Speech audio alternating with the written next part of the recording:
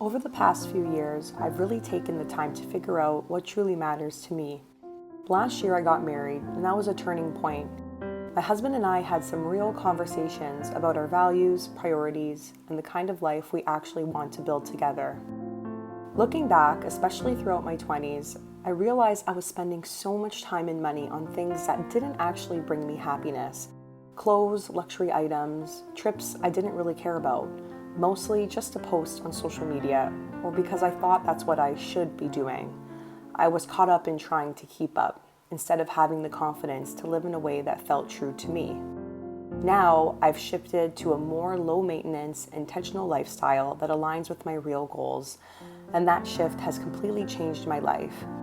In today's video, I'm sharing the minimalist habits that have not only simplified my life, but have truly made me wealthy in more ways than one. There are a few things that I've done, especially over the last year, to help me slow down, live more intentionally, save money, and add overall wealth and joy to my life through these very simple minimalist habits that anybody can do. The first one that I do want to talk about is called lifestyle inflation. If I read the definition of lifestyle inflation, or in other words, lifestyle creep, is when your expenses increase as your income increases, which then leads to you spending more rather than saving or investing the extra money.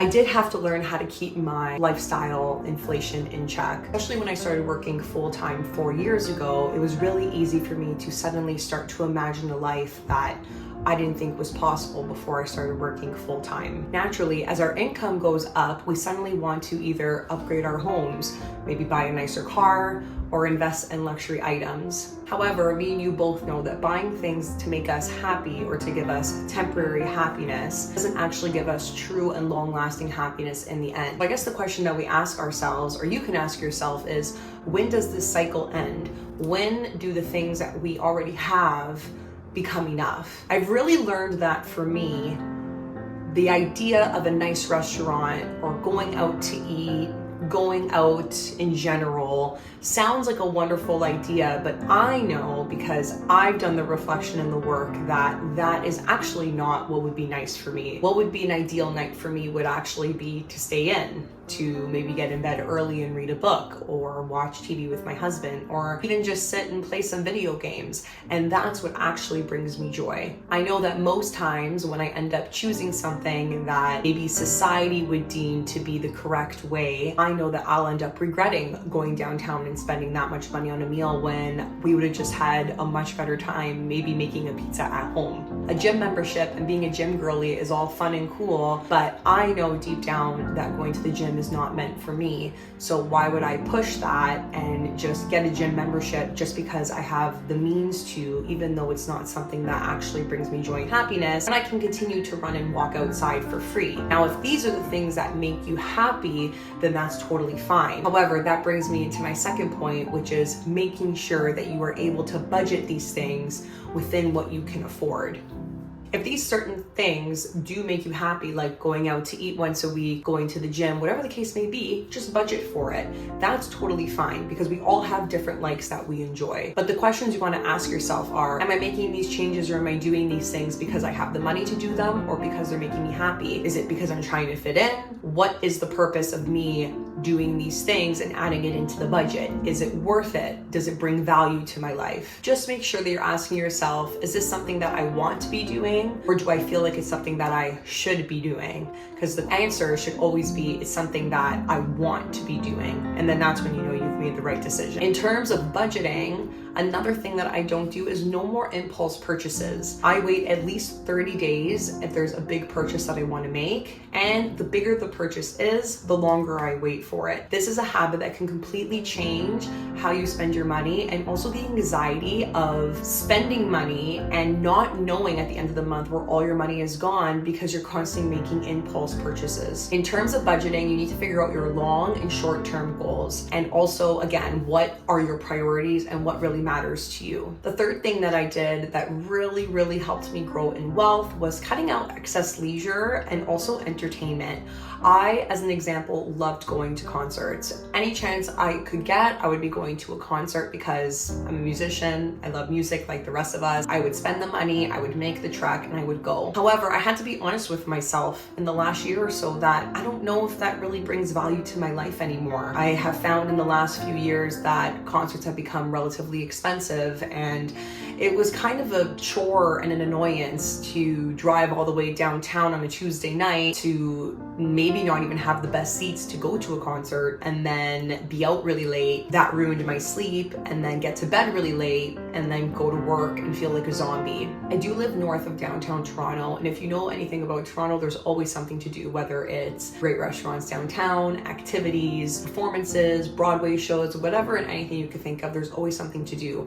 And I think for a long time, especially in my early 20s, I always felt like I had to be doing something and I had to be going somewhere. And if I was just staying at home on a Saturday night, I felt not great about myself. But the older I've gotten, the more I've realized that my lifestyle doesn't pertain to that, and that's okay. I no longer feel the need to go out and spend hundreds of dollars every weekend just to have a good time. For me, staying at home with my husband, going on walks, going on runs, cooking together, watching TV shows together, being at home, I love reading, I love playing my cozy video games, any of that stuff, that's what brings me joy. I love spending time with family, I love having people over to my home, and I feel like that just works better with my lifestyle. I remember in the past, especially with my husband, I felt like if our anniversary came around or it was a birthday, that I had to book something, we had to do something luxurious because that's what everybody else was doing. You know, we hit our 3-year anniversary, we had to go stay at a hotel like everybody else, we had to go do all these things like everybody else was doing. But sometimes we would go and do these things and I'm like, why did we spend the money to do this? This isn't even something that we want to do. I think I spent a lot of time spending a lot of money trying to fill time with things that brought no value to me. I had to do a lot of reflection to actually figure out what did bring a lot of value to me, and I'm asking you to do the same. Because if you take the time to reflect and figure that out, you will enjoy your time so much more, and at least when you are spending that money, it's going to the places that actually bring long-lasting joy for you. You need to know what is fun and what makes you happy, regardless of what social media thinks. Number 4 is I no longer invest in luxury items anymore. This is kind of a vulnerable story for me. I fell into the trap of feeling the need that I had to buy a luxury purse because everybody else in my life had one. And I felt like I was less than if I did not have a luxury purse, and that my regular purse was never good enough. And about 3 years ago, I ended up buying a luxury purse. I'm not gonna lie and say that I don't like my luxury purse. I still do like it, but if I could go back and change it, I would, because it wasn't purchased for the right reasons. Now moving forward, I definitely wouldn't purchase something luxury again, even though in the past I said that I would. I feel like my mind has changed completely, and I just feel again like it doesn't fit my lifestyle. I felt like when I bought my first and only luxury purse, it was more of because I wanted to fit in and I had to prove this status symbol that, oh, I have the same luxury purse as you, we're on the same playing field. And I no longer feel like that anymore. I feel like I can wear and walk out of the house with anything, and the opinions of others don't really bother me like they used to 2-3 years ago. And I'm really proud of that because it took a long time. It's really difficult to not get caught up in that. And I just find that status symbols are not as important or as status symbol as you think they are. Society unfortunately places so much value on material items that I think sometimes we forget what's actually important. And we feel like we need to flaunt our status symbols in order to fit in. But the question I want you to ask yourself is, if you were stranded on an island with just yourself, would you be going and buying these items? No, you probably wouldn't, because these items are meant to be flaunted. They're meant to show a status symbol. And if you remove social media and you remove the idea of people not knowing that you have something that shows this status symbol, no longer is it something that we attract because there's no status symbol to prove. So when you think of it like that, does it really matter? I don't think it does. Are you buying something, or are you doing something, or are you going somewhere because you're going to post it online, or it's because you're trying to one-up somebody? What are the reasons that you are doing something or buying something or going somewhere? Because I know I've fallen in that trap before, where I have only gone to a restaurant because I saw a bunch of people posting it on Instagram when I was on social media. I wanted to travel somewhere because a bunch of people were traveling on it that I saw, or they were telling me, or somebody that I thought was really cool and looked up to had traveled to this place, so I thought, oh, I got to go there too. I could say 9 out of 10 restaurants that I ended up going to that I just saw everybody going on Instagram or TikTok to when I was on social media. I always ask myself the question, why am I here? I don't like the food here. It was outrageously expensive, and I'd rather just be at home cooking my own food. Just try and ask yourself why you are buying the things that you're buying, or what you're doing. What is the reason? Because if you remove the idea of flaunting it to people or to prove this status symbol, you're removing a lot of things, and it's really not important after all. Make sure that it's something that you can afford, it's something that you truly enjoy and brings you happiness. And like a purse is a purse. And I know that the purses I had before my luxury purse were just as good, and some of them I still have. You want to make sure that you're spending your money towards a life that you really truly value. And this brings me into my 5th point, which is comparison. Throughout my 20s, like I mentioned at the beginning of this video, I spent a lot of time trying to figure out where I fit in. I grew up not fitting in the way that I would have liked to. It followed me through my teenage years, being a music nerd and being a band geek, and into my early 20s, where I really started to feel like if I didn't start doing these things like everybody else was doing, then it wasn't right, that there was something wrong with me. And I used to get asked a lot of time, oh, how come you go to sleep so early? How come you're not doing this? How come you don't get your nails done? All of these questions. And it's like, but these are the things that make me happy.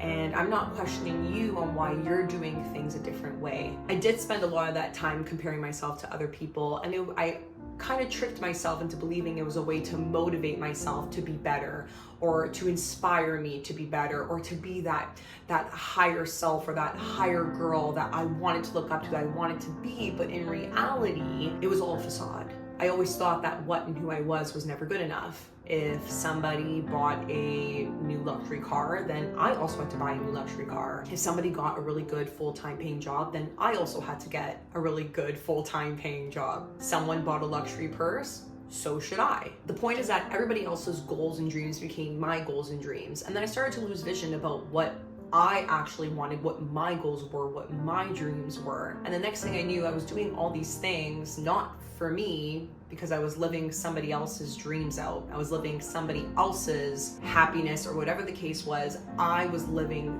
their goals and dreams out, and not my own. And then I wondered why I was so miserable all the time. I know it's such a hard thing to do, and I know we all do it, but I think we also need to take time to recognize that everybody is on their own path, and everybody does things totally different. If you are watching this and you are also in your late 20s, then you know that everybody in your life, as for my life, is in a completely different stage. I have some friends that are engaged. I have some friends that are having babies. I have some people in my life that are still single and still going to the club every weekend. And I don't think that there's a right or wrong. I think everybody is where they're meant to be. And as long as you're living your truth and you're making those decisions that are happy for you, who cares what other people think? And if people still have something to say, then they can either stay or they can walk away. I've also learned that people are always going to have something to say. It doesn't matter if you are the most perfect person in the world or if you are the most imperfect person in the world. Somebody will always have something to say. So you might as well just do what makes you happy and what feels right to you. And if that means that you like to go to bed at 9 o'clock to read on a Saturday night instead of going out to a fancy restaurant and going to a party, then who am I to judge? That's what makes you happy. You know, I want to look back when I'm old and be happy and grateful for all the things that I did and for all the decisions I did, and to be really aware that I made the decisions that made me and my family happy, and that there aren't really a lot of things that I regret, and that I lived out the life that I had always wanted and not a life that I thought I wanted because I was living through somebody else's eyes. I hope that these are tips that could help you bring true wealth to your life. I think wealth, when we think of that, we think financial wealth, but I think wealth is more than that. I think it's mental, physical, and spiritual health as well. And I think when you apply these to your life and you really sit down and do the reflection, so many magical things can happen. I want to thank you guys all for being here, and I will see you in my next video. Bye.